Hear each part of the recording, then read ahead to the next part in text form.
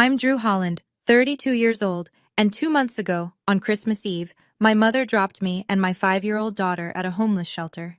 My daughter Lily clutched her teddy bear and looked up at me. "Mommy, did we do something wrong?" My mother didn't even glance at her. She just rolled down the window of her Mercedes-Benz, looked straight at me and said, "This is where failures belong." Then she drove away into the falling snow, taillights disappearing like she'd never been there at all. But here's what she didn't know.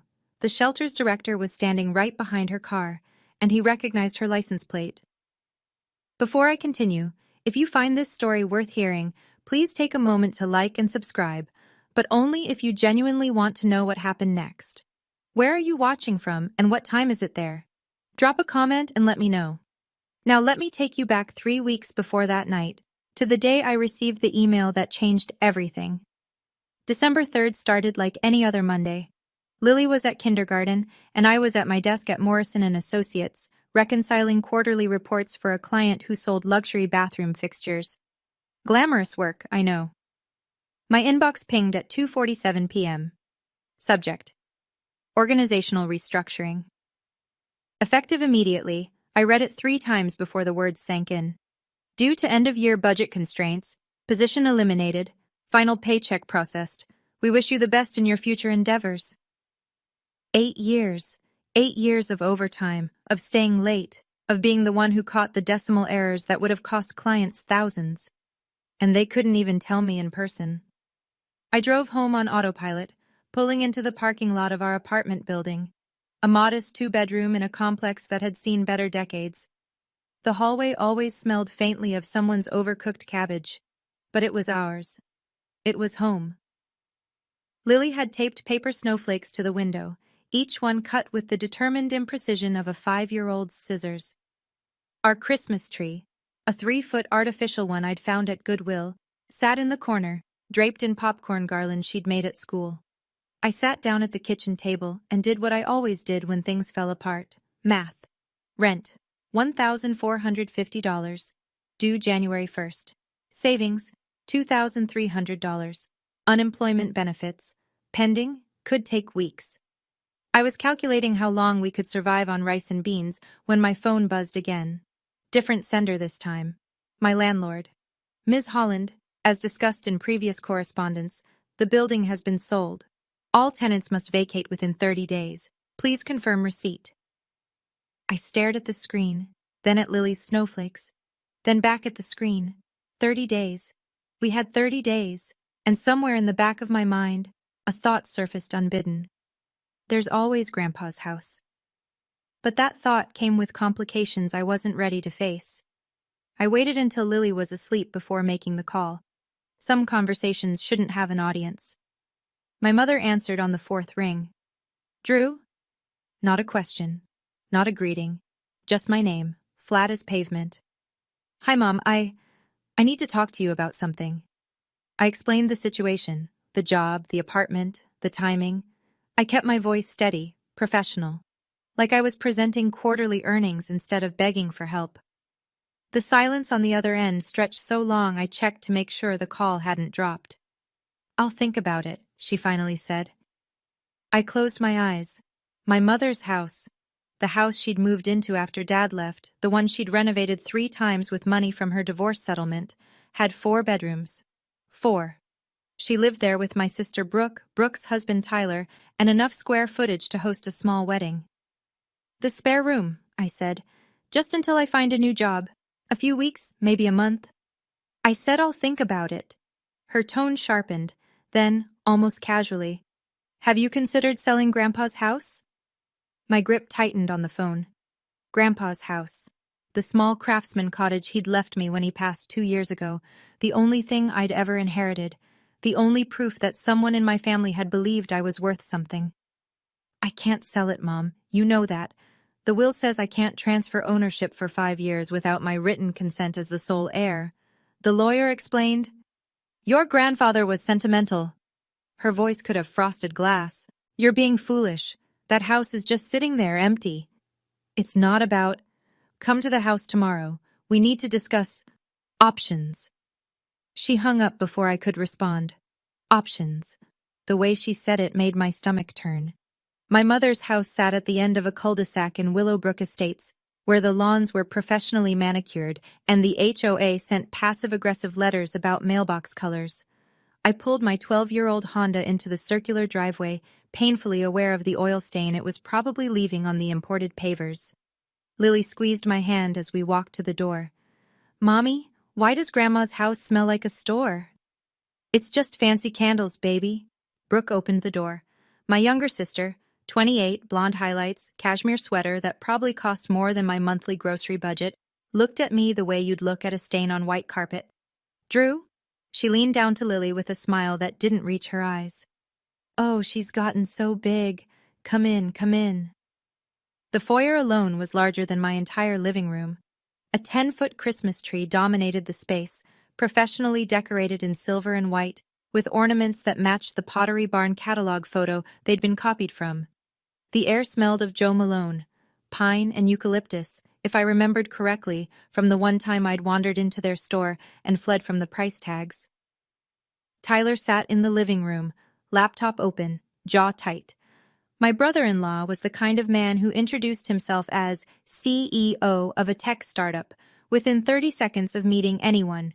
He nodded at me without looking up, but I caught something in his expression, a flicker of calculation? Interest? Strange. "Drew, darling." My mother descended the curved staircase in a silk wrap dress, champagne flute in hand. At 61, Patricia Holland looked like she'd made a deal with a very expensive dermatologist. "Sit, let's talk." I sat on their $15,000 restoration hardware sectional and felt like a stain they couldn't wait to remove. My mother didn't believe in small talk. She settled into the armchair across from me like a queen taking her throne and got straight to business. "You can stay here temporarily." She paused, letting the word temporarily hang in the air like a threat. "If you agree to transfer Grandpa's house to a family trust." I blinked. "What family trust?" Tyler looked up from his laptop for the first time. "It's simple, really. A legal structure that would allow the family to manage the property collectively. More efficient that way." Brooke leaned forward, her voice coated in artificial sweetness. "Tyler's company needs collateral for a loan. The house is just sitting there, Drew. You're not even using it." I felt Lily shift beside me, confused by the tension she couldn't understand. I placed my hand on her knee. "It's okay, baby," and looked at my mother. "Grandpa left that house to me. Specifically, he wanted me to have it." "Your grandfather was sentimental about you." My mother's lip curled slightly. "He always had a soft spot for underdogs." The word hit like a slap. Underdogs. As if loving me was a character flaw. "The will has a protective clause," I said, keeping my voice level. "No transfer of ownership for 5 years without my explicit written consent." The estate lawyer explained it clearly. Grandpa added that provision specifically to prevent family from helping family?" Brooke interrupted. "That's paranoid." I looked at my sister, really looked at her, and saw desperation flickering beneath the Botox. Tyler's startup must be in worse shape than I'd thought. "I'm not signing anything." My mother set down her champagne glass with a precise click. "Then I can't help you. Figure it out yourself." As I gathered Lily's coat, I heard Tyler whisper to Brooke behind us, "Give her a week. She'll come crawling back." I held Lily's hand tighter and walked out the door. The next 2 weeks blurred together in a haze of rejection emails and dwindling numbers. I applied to 43 accounting positions. 2 called me back. Both said they'd keep my resume on file. Corporate speak for never contact us again. The problem with job hunting in December is that nobody hires before the holidays. Everyone's running on skeleton crews, trying to close the books on the current year. "Check back in January," they all said, as if January rent would pay itself. My savings bled out. $2,300 became $1,800 after groceries. Then $1,400 after the electric bill. Then $1,100 after I tried to put down a deposit on a new apartment. Denied. Because I couldn't provide employment verification. I called friends, people I'd known since college, coworkers who'd sworn we'd stay in touch. Everyone had an excuse. "We're renovating. My mother-in-law's visiting. Our lease doesn't allow long-term guests." By December 20th, I had $400 left and no legal address after the 31st. The logical answer kept whispering in my ear. Grandpa's house. But the house was 40 miles outside the city, in a rural area with no public transit. I'd need a car to get Lily to school, to get myself to job interviews, and the place needed repairs. The roof leaked, the heating system was temperamental, and the nearest grocery store was a 20-minute drive. It wasn't a solution, it was a trap disguised as shelter.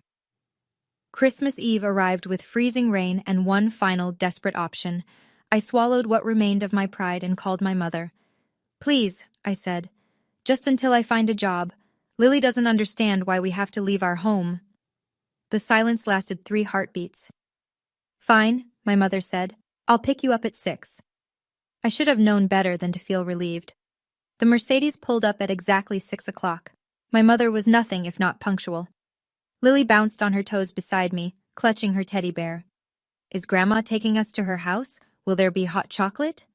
"We'll see, sweetheart." I loaded our suitcase, one suitcase containing everything that mattered, into the trunk.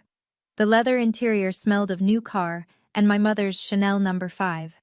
A vanity plate gleamed in the streetlight. Folland. We drove in silence through streets sparkling with Christmas lights. Lily pressed her nose to the window, counting inflatable Santas. I watched the route, and slowly, a cold knot formed in my stomach. This wasn't the way to Willowbrook Estates. "Mom, where are we going?"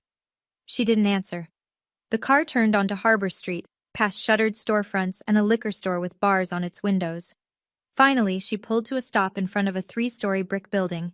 A hand-painted sign above the door read, "New Hope House, Emergency Shelter." "Mom," my voice came out strange. "What is this?" She pressed a button, and the window slid down. Cold air rushed in. "This is where failures belong."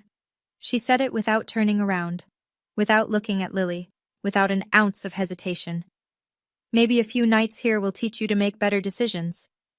"Grandma?" Lily's voice was small. "Did we do something wrong?"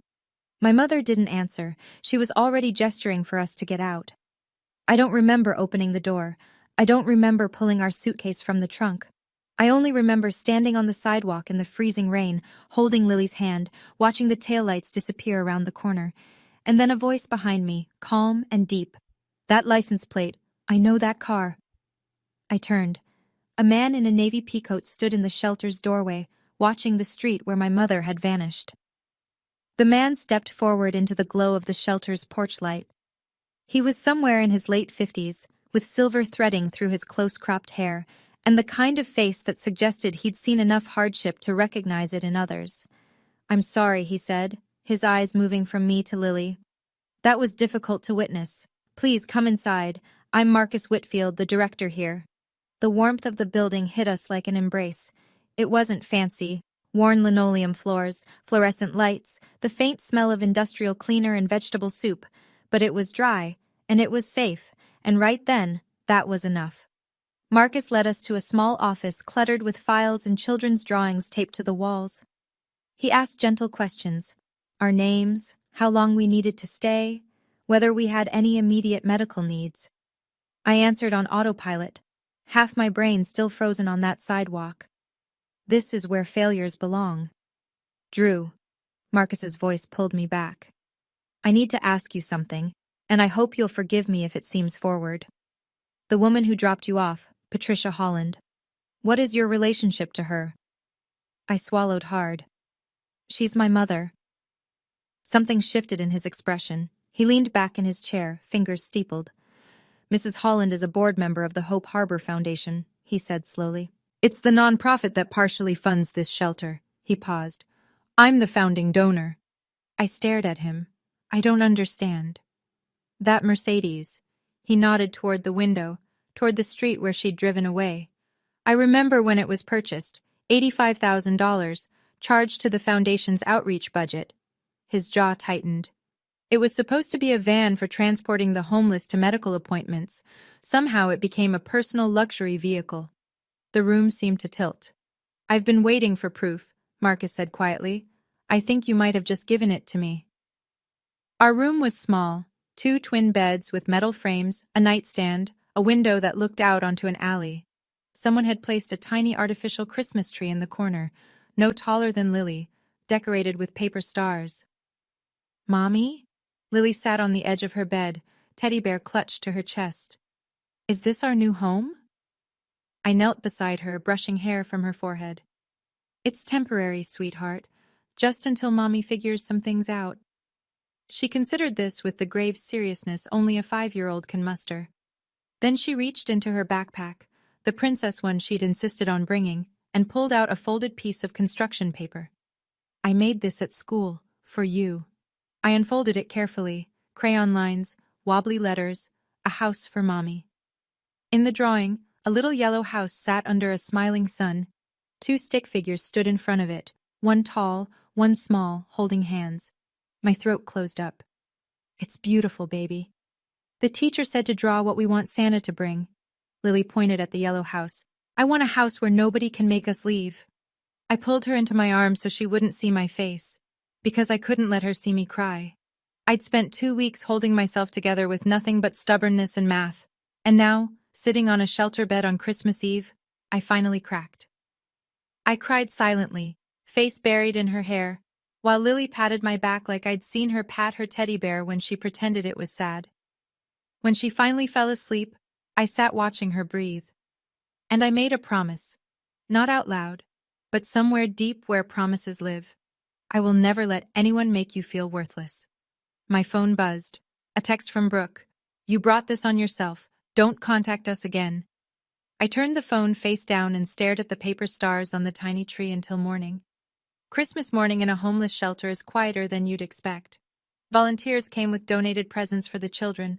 Lily got a coloring book and a stuffed rabbit she immediately named Snowflake. She didn't ask about Grandma's house or hot chocolate. She didn't ask about anything at all. That was worse somehow. Around noon, while Lily colored beside me in the common room, I made the mistake of opening Instagram. Brooke's latest post filled my screen. A professionally staged photo in front of my mother's 10-foot Christmas tree. Patricia in cream cashmere, pearls at her throat. Brooke in a red velvet dress, Tyler's arm around her waist. All 3 beaming like a catalog for wealthy family Christmas trademark. Caption, "Grateful for family. Merry Christmas from the Hollands." I zoomed in, unable to stop myself. 6 stockings hung from the marble fireplace. Patricia, Brooke, Tyler, baby 2026, Brooke was pregnant, and 2 more names I didn't recognize. Dogs, maybe. None of them said Drew. None of them said Lily. The comments made it worse. "Beautiful family. Living the dream. #family goals." And then, from the verified Hope Harbor Foundation account, "Happy holidays to our dedicated board member Patricia Holland. Your generosity inspires us all." I laughed, an ugly sound that made Lily look up from her coloring. "Mommy, what's funny?" "Nothing, baby. Just a silly picture." But nothing about it was funny. My mother had spent Christmas Eve dumping her daughter and granddaughter at a homeless shelter, then spent Christmas morning posing for photos that would make her look like a saint. And the world was applauding. I closed Instagram and watched Lily color her rabbit purple. Snowflake, she'd decided, was a magical rabbit who lived in a castle where nobody could be mean. I wished I could live there too. Marcus found me the next morning, sitting alone in the shelter's small courtyard, watching my breath fog in the cold air. He handed me a cup of coffee, real coffee, not the watery institutional kind, and sat on the bench beside me. "I did some checking," he said, "after you told me your name last night." I wrapped my hands around the cup, saying nothing. Patricia Holland joined the Hope Harbor Foundation's board 3 years ago. Donated $50,000 to get the position. That's the standard buy-in for wealthy donors who want a seat at the table. He paused. Since then, there have been irregularities. The car. That's the most obvious one. But there are others. Expense reports that don't add up. A consulting fee paid to a company that seems to exist only on paper. He reached into his coat and pulled out a folded sheet of paper. An email from our board secretary, Sandra Davis, sent to me 6 months ago. I didn't act on it then because I didn't have corroboration. He handed it to me. I read it twice, my pulse quickening. "Mr. Whitfield, I'm concerned about the vehicle purchase approved last quarter. Per the invoice, it should be a Ford Transit for outreach. But the registration I processed yesterday is for a Mercedes-Benz E-Class. And it's registered to Mrs. Holland personally, not the foundation. Why didn't you do something? I tried, requested an audit at the next board meeting. 3 other members, all personal friends of your mother, shut it down, said I was being paranoid, that Patricia Holland was a pillar of the community. His voice hardened. But according to our bylaws, as founding donor, I have the right to demand an independent audit if I can present evidence of financial misconduct. He looked at me directly. You saw her drop you here. You can testify to her character, and I have this email. What are you asking me to do? I'm asking if you want to help me stop her. Before I could answer Marcus, my phone rang. Unknown number, but the area code was local. Ms. Holland? This is Jennifer Rowe from the law offices of Baxter & Associates. I'm calling on behalf of the Holland Family Trust. I stepped away from Marcus, heart hammering. I don't know anything about a Holland Family Trust. I see. Well, you'll be receiving certified mail shortly, but I wanted to give you a courtesy call. Her voice was crisp, professional, utterly devoid of warmth. The trust is requesting that you sign over the property at 742 Maple Lane, your grandfather's former residence, to facilitate family estate consolidation. If you comply within 14 days, the trust is prepared to offer you a one-time compensation of $10,000. $10,000 for a house appraised at $380,000. And if I don't sign? A pause. The trust will be forced to explore other legal avenues. Property disputes can be protracted, expensive, stressful for all parties involved, especially those with limited resources. The threat hung in the air like smoke. I'm not signing anything. That's your choice, of course, but Ms. Holland... Her tone softened into something almost pitying. Consider your situation. You're unemployed. You're living in a homeless shelter with a young child. A legal battle would be difficult for you. The trust's offer is more than generous under the circumstances. I hung up without saying goodbye. When I turned around, Marcus was watching me with knowing eyes. They're circling, I said. My mother, my sister? They want my grandfather's house so Tyler can use it as collateral for a loan. They offered me $10,000. For a property worth almost $400,000? They think I'm desperate enough to take it. Marcus was quiet for a moment. Then, are you? I thought of Lily's drawing, a house where nobody can make us leave. No, I said. I'm angry enough to fight. 2 days later, my sister called. I almost didn't answer. But some part of me, the part that still remembered sharing a bedroom, borrowing each other's clothes, staying up late whispering secrets, made me swipe accept. Drew. Brooke's voice was softer than I expected. Tired. Can we talk? Like, actually talk? I'm listening. Mom's approach was wrong, I know that. Dropping you at that shelter. She let out a breath. That was too far. I waited. But Drew, you have to understand. Tyler's company is... Things are bad. Really bad. He owes $500,000. Investors pulled out. The bank rejected our loan application. Her voice cracked. If he doesn't get this figured out, we lose everything. The house, the cars, our whole life. So you want me to lose everything instead? It's not like that. She was crying now, or close to it. The house is just sitting there, Drew. You're not even living in it. We need collateral. One signature and Tyler can secure the loan. You'd get it back eventually. Would I? Silence. Brooke. I kept my voice steady, though my hands were shaking. You and Mom want me to risk my daughter's only inheritance, the only thing I have to give her, to save your husband's failed business, a business he ran into the ground with his own decisions. That's not fair. None of this is fair. I heard her take a breath, and when she spoke again, the softness was gone. Mom said if you don't sign, she'll make sure everyone knows what kind of mother you are, living in a homeless shelter with your child. CPS might be interested in that. The line went dead. I stared at the phone in my hand, and for the first time since this nightmare began, I felt something other than fear or desperation. I felt clarity. Brooke's threat wasn't idle. 2 days later, I found out exactly what other legal avenues meant. Marcus called me into his office, his face grim. You received something today. I wanted you to see it with me present. It was a printout of an email forwarded from the shelter's administrative account. A concerned citizen had filed a report with Child Protective Services, alleging that a woman named Drew Holland was subjecting her minor child to unsafe and unstable living conditions by residing in a homeless shelter. The sender's email address was anonymous, but the signature at the bottom read, "Submitted via Hope Harbor Foundation Community Concern Portal." My mother was using her own charity as a weapon against me. They can't actually take Lily, can they? My voice came out smaller than I intended. No, Marcus's tone was firm. You're in a licensed emergency shelter. You're employed, well, seeking employment. Your child is fed, clothed, enrolled in school. CPS may investigate, but they'll find nothing actionable. He paused. I've already spoken with a social worker I know. She's agreed to expedite the home visit so this doesn't hang over you. 3 days later, a woman named Teresa showed up with a clipboard and kind eyes. She talked to Lily about school. She looked at our room, our belongings, our faces. She checked boxes on a form. You're doing fine, she told me quietly before leaving. Better than fine, given the circumstances. But Ms. Holland? She glanced at the shelter's front door. Whoever filed this report, they're not doing it out of concern for your daughter. The complaint originated from an IP address associated with a nonprofit downtown, Hope Harbor Foundation. The room seemed to narrow around me. My mother wasn't just trying to take my house, she was trying to take my daughter.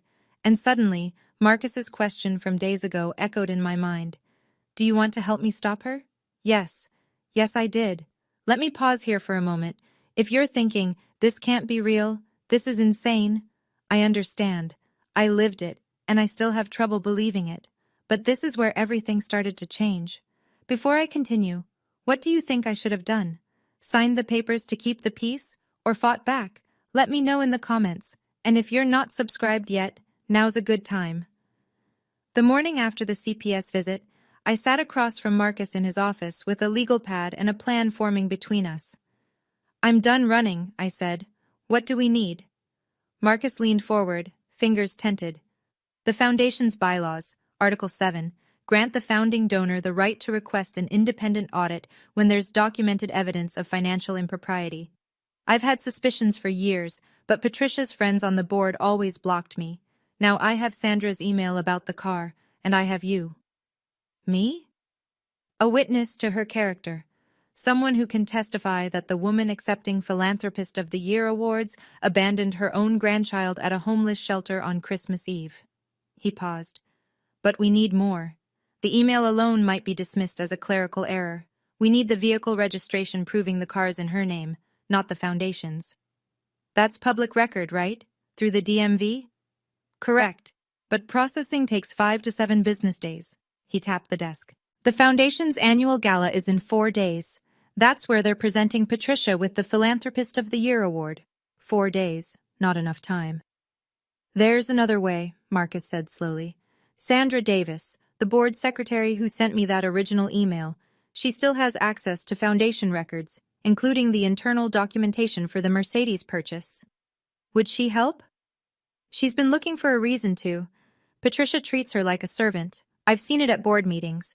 The question is whether she's willing to risk her job. I thought of Lily, asleep in our tiny room with her paper star tree. I thought of my mother's voice. This is where failures belong. Call her, I said. Let's find out. Marcus picked up the phone. Sandra Davis agreed to meet us at a coffee shop 3 blocks from the Foundation office. She was younger than I expected, mid-40s with nervous hands that kept rearranging her silverware. I can't be seen with you for long, she said, barely touching her latte.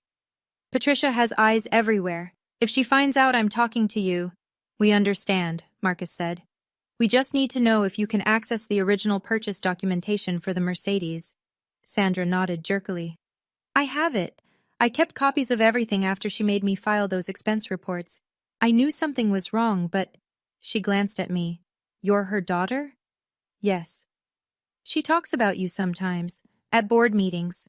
Sandra's voice dropped. Not kindly. I absorbed that hit and pushed forward. Can you get us those documents before the gala? That's the problem. Sandra's hands tightened around her cup. Patricia knows someone's been asking questions. She called an emergency board meeting yesterday. They're reorganizing the financial records, which means destroying anything incriminating. Marcus's jaw tightened. She's covering her tracks. There's more. Sandra pulled out her phone, showed us a screen. She filed paperwork yesterday to transfer the Mercedes into the foundation's name, backdated to October. My stomach dropped. Can she do that? The registration office will process it eventually, but Sandra looked at Marcus. The email I sent you 6 months ago? The one documenting the original purchase? That timestamp can't be faked, and I forwarded it from my personal account before she could delete the foundation copies. Marcus exhaled slowly. So we have the email, the original proof. She can backdate all the paperwork she wants, but she can't change what's already in my inbox. Exactly. Sandra stood abruptly, leaving her latte untouched. I have to go. I'm sorry, I can't do more than this. I have a family.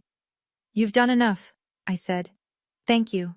She was gone before I finished the sentence. The next morning, Sandra called. Her voice was shaking. I can't help anymore. I'm sorry. I'm so sorry. What happened? Patricia knows. She knows I've been talking to someone. Sandra's breath came fast, panicked. She called me into her office yesterday, said she'd noticed irregularities in my performance, said if I wanted to keep my position, I needed to remember where my loyalties lie. I closed my eyes. Sandra, I have 2 kids, Drew. I'm a single mom. I can't lose this job. She was crying now. She wins. She always wins. People like her. They have lawyers and connections and money. We don't stand a chance. I understand, I said, and I meant it. I couldn't ask her to sacrifice her family's security for my fight. Thank you for trying. A long pause, then quieter. The email I sent Marcus, it's still in his inbox. Original timestamp, original metadata, and Drew? Her voice steadied slightly. I forwarded him the vehicle registration too, the one from before she started backdating everything. It's all there. The line went dead. I found Marcus in the shelter's kitchen, helping a volunteer unload donated groceries. His expression when he saw my face told me he already suspected. Sandra's out, I said. Patricia threatened her job. He nodded slowly, setting down a can of beans. I figured that might happen. But she confirmed. Everything she sent you is still in your inbox. The email about the purchase, the original registration, all time-stamped before Patricia could doctor anything. Marcus's eyes sharpened. Then we still have our evidence. But no witness. If Sandra won't testify, we don't need her testimony. He smiled, and there was something almost fierce in it. We just need the documents to speak for themselves. And Drew? He pulled out his phone. I've been making calls. 2 other board members have agreed to support an audit motion if we can present the evidence publicly. At the gala. At the gala. The invitation arrived at the shelter the next day. Heavy cream cardstock, embossed lettering, my name written in calligraphy so precise it could only be professional. The Hope Harbor Foundation cordially invites Ms. Drew Holland to our annual winter gala. I read it 3 times to make sure I wasn't hallucinating. Inside was a handwritten note on my mother's personal stationery, monogrammed, of course. Drew, I want to give you one last chance to be part of this family. Come to the gala. Sign the papers. This can all end nicely. Bring Lily. Let her see what she could have. Mother, I showed it to Marcus. His eyebrows rose. She's using the gala as a stage, he said. She wants to pressure you into signing in front of witnesses. Make it seem like a heartwarming family reconciliation.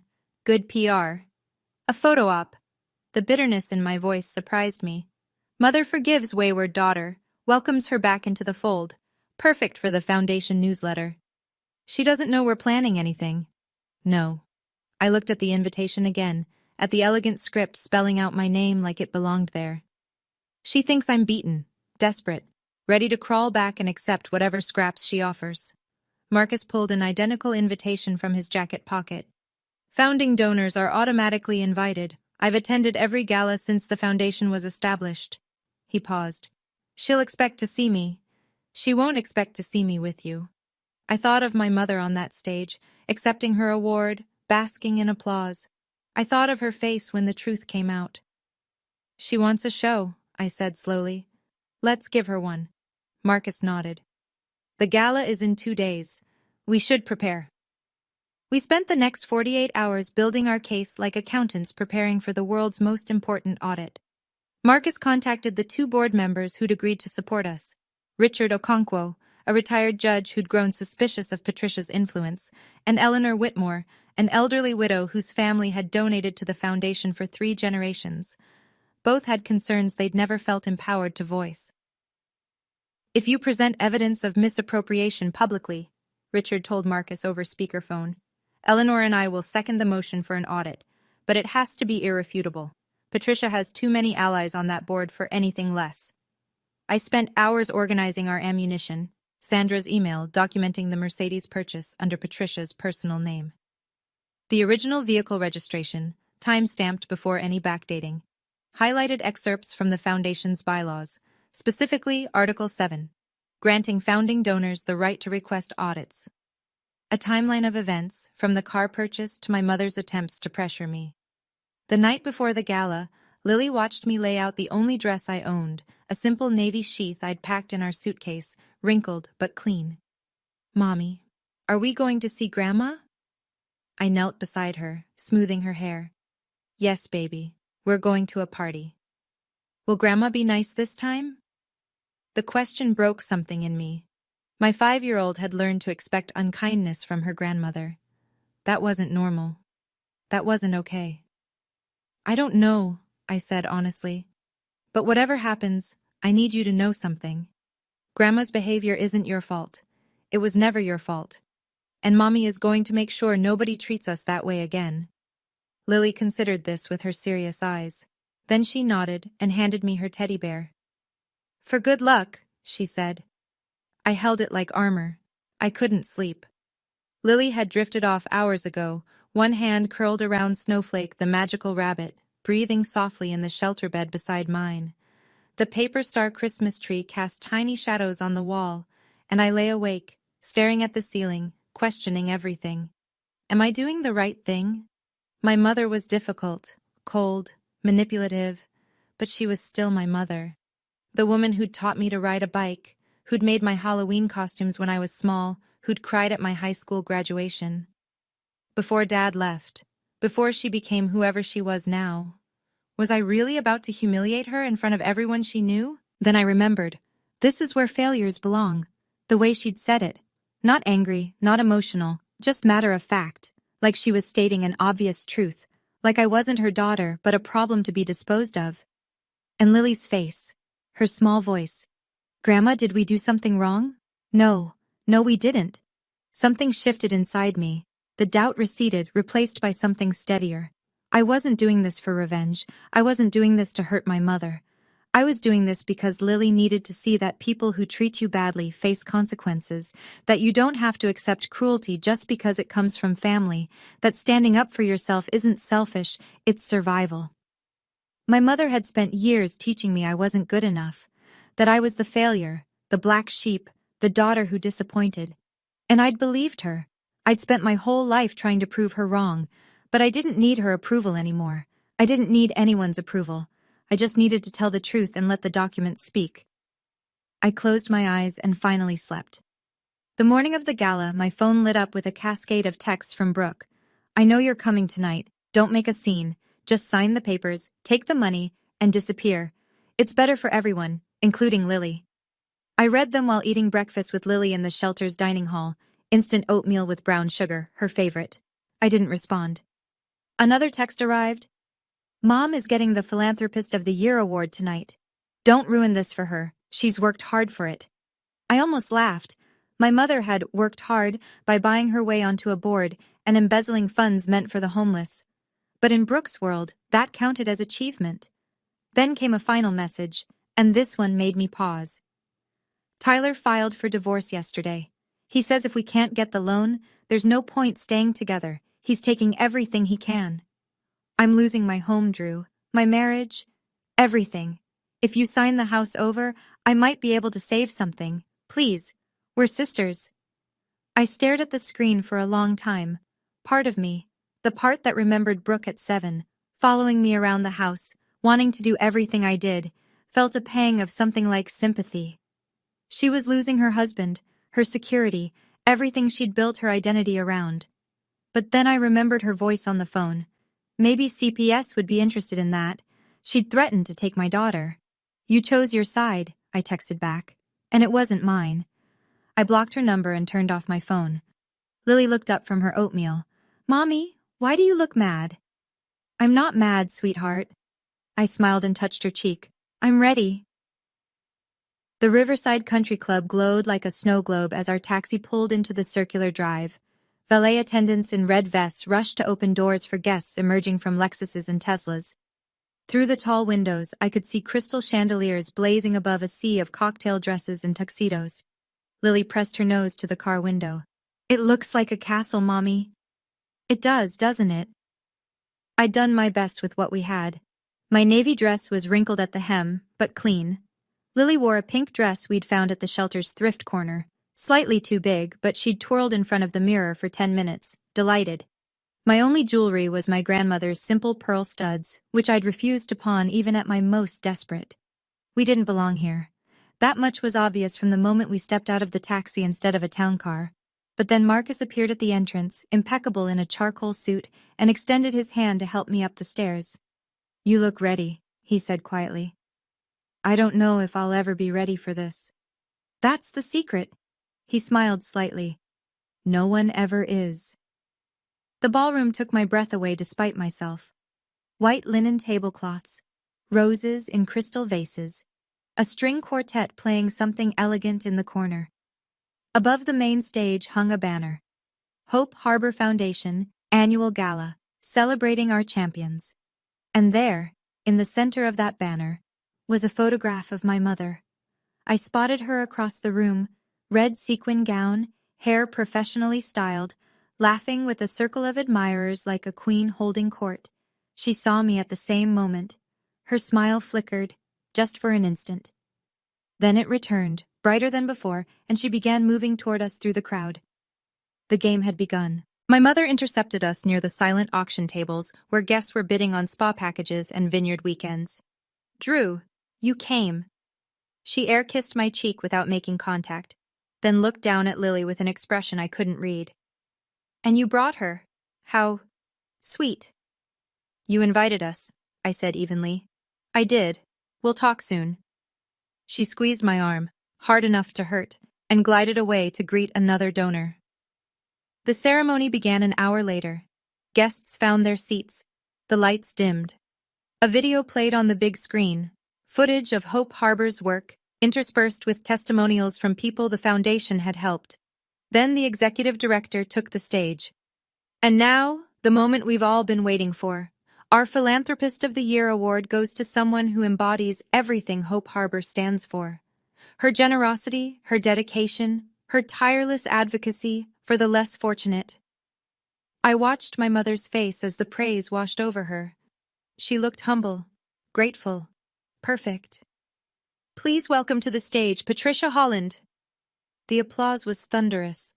My mother rose from her table like a butterfly emerging from a cocoon, walking toward the podium in her red sequins, accepting the crystal trophy with practiced grace.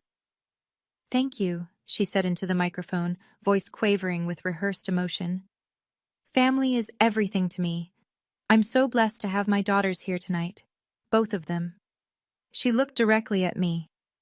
"I believe in second chances. I believe that even those who have lost their way can find their path back. That's what Hope Harbor is all about." The crowd applauded again. Several people turned to look at me with sympathetic smiles. The prodigal daughter, welcomed home. I kept my face neutral. Marcus, seated 2 tables away, caught my eye and nodded almost imperceptibly. "Not yet," the gesture said. "Let her have her moment." The ceremony ended. Dessert was served, and my mother made her move.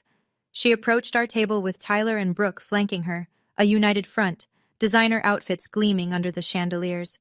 Brooke's eyes were red-rimmed. She'd clearly been crying. Tyler's jaw was tight with barely concealed frustration. "Drew, darling," my mother's voice was loud enough to carry to neighboring tables. "Could we talk privately? Just family." Say what you need to say. Her smile tightened. Very well. She reached into her clutch and produced a document. I have the transfer papers right here. Sign them, and this all ends tonight. I'll write you a check for $20,000, enough to get back on your feet. Start fresh somewhere. 20,000. I kept my voice level. For a house worth nearly 400. It's a generous offer, considering your circumstances. She glanced pointedly around the room. You're unemployed, living in a shelter. Surely you want better for your daughter. Heads were turning now. Conversations paused. I could feel the weight of dozens of eyes. Mom is right. Brooke's voice cracked. Just sign it, Drew. End this. We're family. Tyler leaned closer, lowering his voice but not enough. Think about Lily. What kind of mother drags her child through this? A stable home or a homeless shelter? Seems like an easy choice. The murmurs around us grew louder. I saw judgment on some faces, pity on others. The wealthy guests of Hope Harbor Foundation were watching a family drama unfold, and my mother had positioned herself perfectly, the concerned matriarch trying to help her troubled daughter. Lily tugged my sleeve. Mommy, why is everyone looking at us? I squeezed her hand. Not yet, I thought. Just a moment longer. And then, across the room, I saw Marcus rising from his seat. This was the moment I wanted to run. Everyone was staring. My daughter was confused.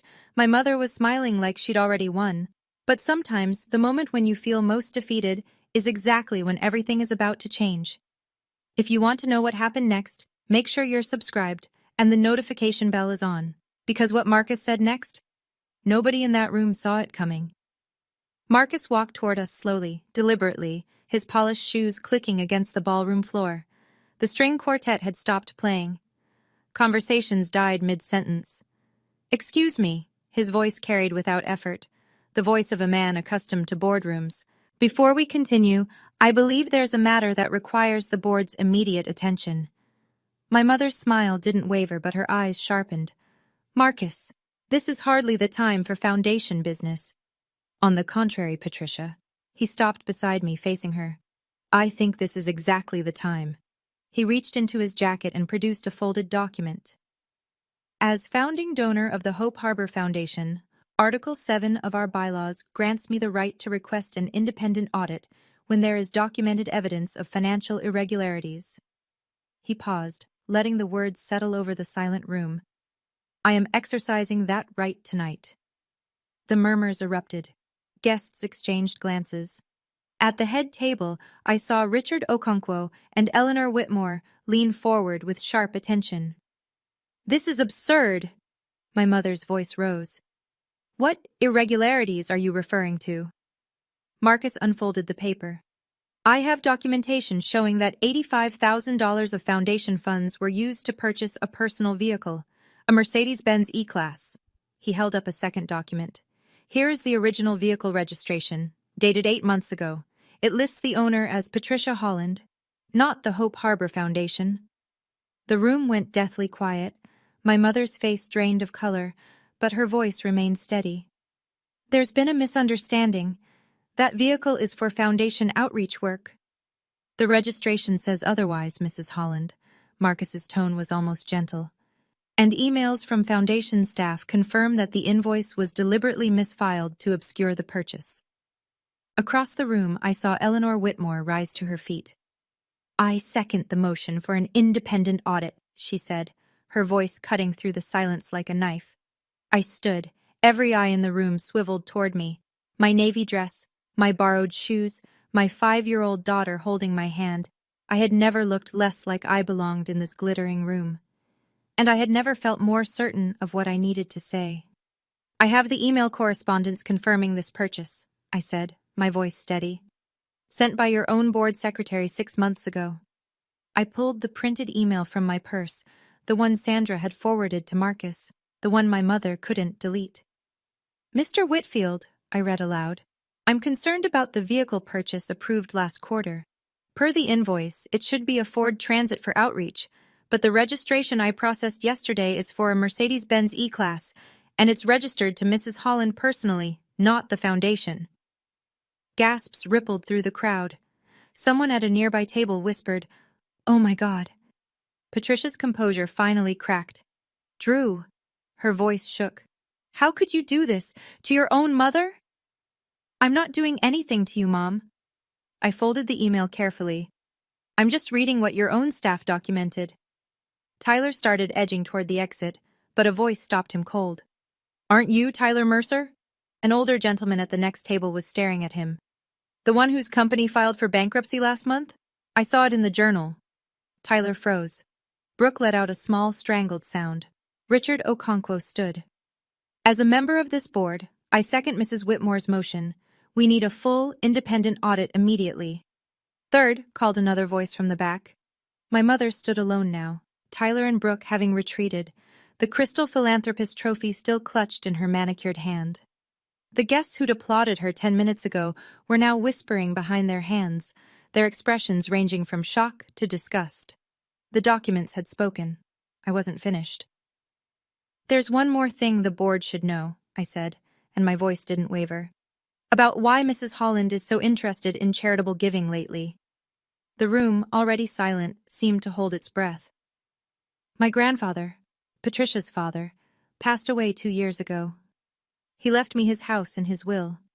A small cottage, nothing fancy, worth about $380,000. He included a clause specifically stating that the property couldn't be transferred for 5 years without my explicit written consent. I paused, letting that sink in. For the past month, my mother has been trying to force me to sign that house over to her. Not for charity, not for the foundation, for her son-in-law's failing business. I glanced at Tyler, who was trying to disappear into the wallpaper. She offered me $10,000. When I refused, she dropped me and my 5-year-old daughter at a homeless shelter on Christmas Eve. The gasps were audible now. Several people turned to stare at my mother with open horror. She told me, in front of my child, that the shelter was where failures belong. Eleanor Whitmore pressed her hand to her chest. Patricia, is this true? My mother's mouth opened, but nothing came out. For perhaps the first time in her life, she had no script, no carefully prepared response. Brooke started crying openly. Mom, say something. I was trying to help her. Patricia's voice came out strangled. She was making bad decisions. Someone had to show her. Show her what? Marcus interrupted quietly. That her mother would abandon her rather than lose control? The silence that followed was devastating. I hadn't raised my voice. I hadn't screamed or accused. I'd simply told the truth, and the truth had done the rest. In the chaos of murmuring guests and my mother's crumbling composure, no one noticed Lily let go of my hand. She walked toward Patricia, small steps in her thrift store pink dress, her stuffed rabbit snowflake tucked under one arm. The crowd parted around her like water around a stone. My mother looked down at her granddaughter, and for just a moment, something flickered across her face. Something almost human. Grandma? Lily's voice was clear and high, carrying across the silent ballroom. Why did you leave us at that place on Christmas? It was really cold, and Mommy was crying. The room stopped breathing. I watched my mother's face as she struggled to answer, watched her search for the polished words, the careful spin, the way to make this palatable. But there was no spin for this, no way to explain away the simplicity of a child's question. Why did you leave us? It was cold. Patricia's mouth opened, closed. Her hand, the one holding the crystal trophy, was trembling. She started. Lily, darling, it's complicated. Adults sometimes. Mrs. Davis at the shelter gave me hot chocolate, Lily continued, oblivious to the adult drama swirling around her. And she said Mommy was brave. She said being brave means doing hard things even when you're scared. She looked up at Patricia with guileless eyes. Are you scared, Grandma? Is that why you were mean? Eleanor Whitmore made a sound that was half gasp, half sob. Several other guests wiped their eyes, and my mother, my perfectly composed, always in control mother, had no answer. Marcus stepped forward gently. I think we've heard enough for tonight. He was right. The question of a 5-year-old had accomplished what documents and accusations could not. It had stripped away every defense and left the truth naked in the chandelier light. What happened next unfolded with the swift precision of a structure collapsing. Richard Okonkwo called for an emergency vote. Within 15 minutes, the board had unanimously agreed to suspend Patricia Holland from her position, effective immediately, pending the results of an independent audit. Eleanor Whitmore stood at her table and announced, in a voice that trembled with emotion, that she was withdrawing her family's annual $50,000 donation until the foundation can demonstrate it has restored integrity to its leadership. Other donors followed. By the time the gala officially ended, nearly $200,000 in pledged contributions had been rescinded. The board's legal counsel approached my mother with grim formality. "Mrs. Holland, you'll need to provide documentation for the vehicle purchase within 7 days. If the audit confirms misappropriation of foundation funds, you'll be required to reimburse $85,000. Additionally, criminal referral to the district attorney's office remains at the board's discretion." My mother stood frozen, the crystal trophy still in her hand, as guests filed past without meeting her eyes. Tyler had already vanished. I later learned he'd called an Uber while I was speaking and hadn't looked back. Brooke sat alone at their table, mascara running down her cheeks, abandoned by everyone. Before I left, I walked past my mother one last time. "Drew," her voice was hoarse. "How could you?" I stopped, looked at her, really looked, maybe for the first time since I was a child. "I didn't do this to you, Mom. You did this to yourself. I just told the truth." I took Lily's hand. "Goodbye, Patricia." The use of her first name hit her like a physical blow. I saw it in her flinch, in the way her hand tightened on that meaningless trophy. We walked out into the cold night air, and I didn't look back. Marcus caught up with us in the parking lot, his breath fogging in the December air. "Drew, wait." I turned, Lily already half asleep against my shoulder, exhausted by an evening she didn't fully understand. "What you did in there took courage," Marcus said. "More courage than most people have in a lifetime." I just told the truth. "That's exactly what I mean." He paused, reached into his jacket. "I have a proposition for you. Don't answer tonight. Think about it first." He handed me a business card. Simple, elegant. Hope Harbor Foundation, Financial Services Division. "The foundation needs a new accountant, someone with integrity, someone who can help us rebuild what Patricia damaged." His eyes were kind. "I know you're looking for work, and I know what you're capable of. I saw your records from Morrison and Associates. 8 years of spotless performance reviews. That's not nothing." I stared at the card. "After tonight? You'd hire me after I helped expose a board member?" "I'd hire you because you helped expose a board member." He smiled slightly. "The foundation needs people who care more about doing the right thing than protecting the powerful. Send me your resume when you're ready." Lily stirred against my shoulder, mumbling something about Snowflake. I shifted her weight, mind racing. "There's one more thing," Marcus said. "Your grandfather's house. You mentioned it needs repairs?" "The roof leaks, heating's unreliable. I can't live there with Lily until it's fixed." "The foundation has a transitional housing rehabilitation program. Grants for exactly this kind of situation, helping people make properties livable. You'd retain ownership. We'd provide the funds and contractors." He paused. "Your grandfather would have appreciated the irony, I think. He was a generous man." I stared at him. "You knew my grandfather?" "Edward Holland gave me my first loan 30 years ago, when I had nothing." Marcus's smile turned wistful. "I've been waiting for a chance to repay that kindness. I think he'd be proud of how you handled tonight." January brought changes I hadn't dared imagine. Grandpa's house stood at the end of a quiet road lined with bare oaks, their branches reaching toward the winter sky like hopeful hands. The roof had been repaired, the heating worked, fresh paint covered the walls in colors Lily had chosen herself, yellow for the kitchen, pale blue for her bedroom, soft green for mine. I stood on the porch, morning coffee warming my hands, and watched Lily chase a squirrel across the frost-touched lawn. She was laughing, that full-body, unself-conscious laugh that children lose too soon. My first day at Hope Harbor Foundation had been the previous Monday. The audit had confirmed everything. Patricia was ordered to repay $87,342 to the foundation within 60 days or face criminal prosecution. Last I heard, she'd put the Willowbrook house on the market. Brooke was living with friends. Tyler had vanished to California, divorce papers filed remotely. I hadn't spoken to either of them since the gala. I wasn't sure I ever would. The house was smaller than my mother's mansion. 3 bedrooms, 1 bathroom, a kitchen that still smelled faintly of the rosemary Grandpa used to grow on the windowsill. But every inch of it was ours. No one could take it from us. No one could threaten us with its loss. Lily ran back to the porch, cheeks red from the cold.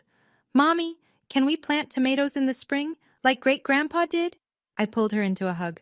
"We can plant whatever you want, baby." "And can Snowflake have her own garden? A magic rabbit garden?" "Absolutely."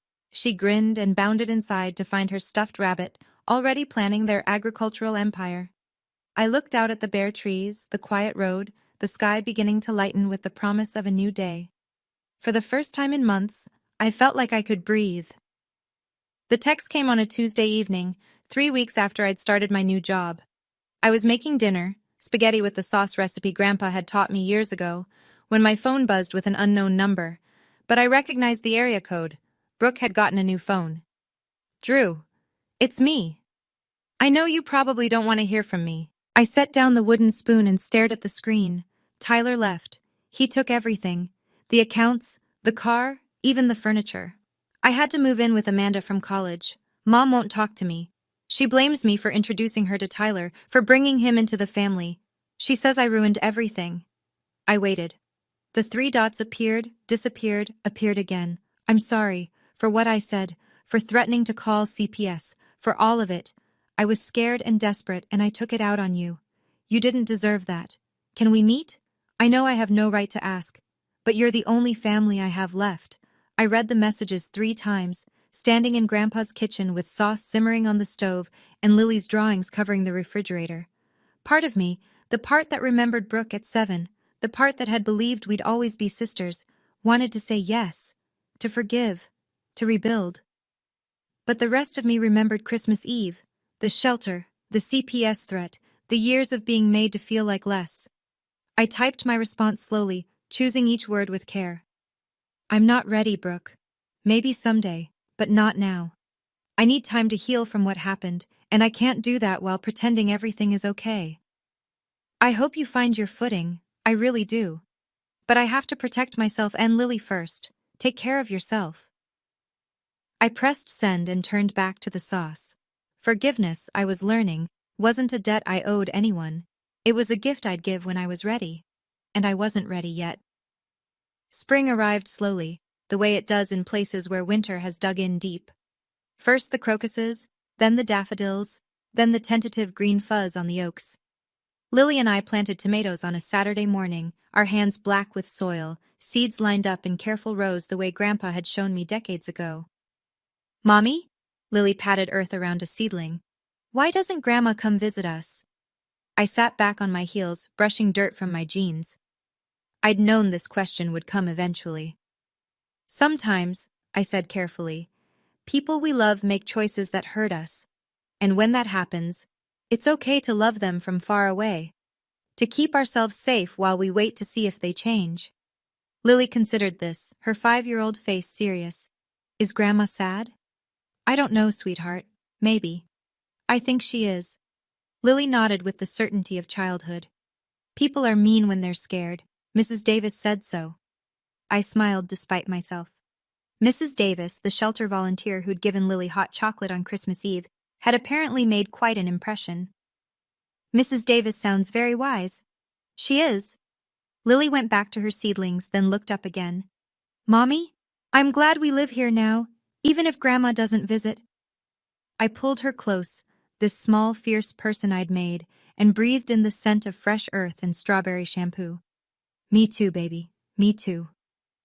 Later that night, after Lily was asleep, I sat on the porch with a cup of tea and watched fireflies blink in the garden. My mother had called me a failure. But here I was, employed, housed, healing, raising a daughter who understood that kindness mattered and boundaries were sacred. If that was failure, I'd take it. The documents had told the truth that night at the gala, but the real truth was quieter, simpler. I had never needed my mother's approval to know my worth. I had only needed to believe it myself. And finally, watching the fireflies dance in my grandfather's garden, I did. Thank you for staying until the end of my story.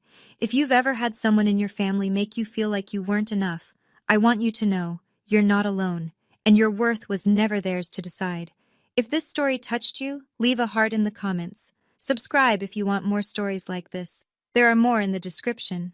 And remember, boundaries aren't walls. They're bridges to the people who truly deserve your trust.